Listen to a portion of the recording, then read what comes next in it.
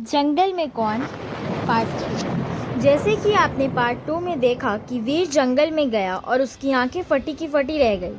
उस बरसात में उसने जो देखा उसकी हिम्मत नहीं हो रही थी कि उसके पास जाए, क्योंकि वह एक बहुत बड़ा दानव था। वीर समझ गया कि वह उससे लड़ नहीं सकता, इसलिए उस समय उसने सोचा कि सबसे पहले गांव वालों को इस बात की सूचना दी जाए कि जंगल में एक बहुत बड़ा दानव है जो पूरे गांव के लोग को खा सकता है। इसलिए वह दौड़ता हुआ सीधा गांव की तरफ गया और मुखिया को सारी बात बताई। फिर पूरा गांव इस बात को सुनकर डर से सहम गए। इस बात पर मुखिया ने कहा कि अब जल्द से जल्द हमें यह गांव छोड़ना होगा और दूसरा स्थान सुनिश्चित करना होगा। उसके लिए उपयुक्त रहेगा वहीं से कुछ दूर पर एक बहुत विशाल पहाड़ है।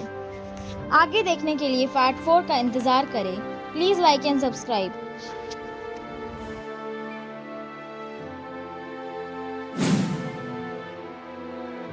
जंगल में कौन पार्ट 4। वीर गांव वालों के साथ निकल पड़ा पहाड़ के दूसरे तरफ। दानव भी निकल पड़ा गांव की ओर। दानव बहुत बड़ा और शक्तिशाली था। उसके लंबे पांव गांव की तरफ जल्द से जल्द बढ़ रहे थे। इधर गांव वाले भी पहाड़ के दूसरे तरफ पहुंच गए।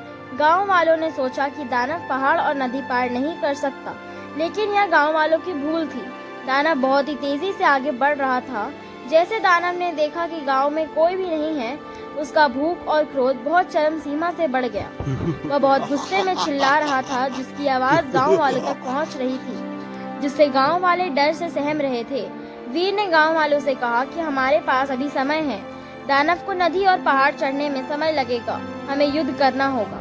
गांव वालों ने कहा कि हम उससे युद्ध कैसे करेंगे, वह एक दानव है। वीर ने कहा कि हम कब तक भागेंगे, हमें युद्ध करना होगा। अचानक गांव वाले डर गए। भाग फाइट देखने का इंतजार करें। Please like and subscribe.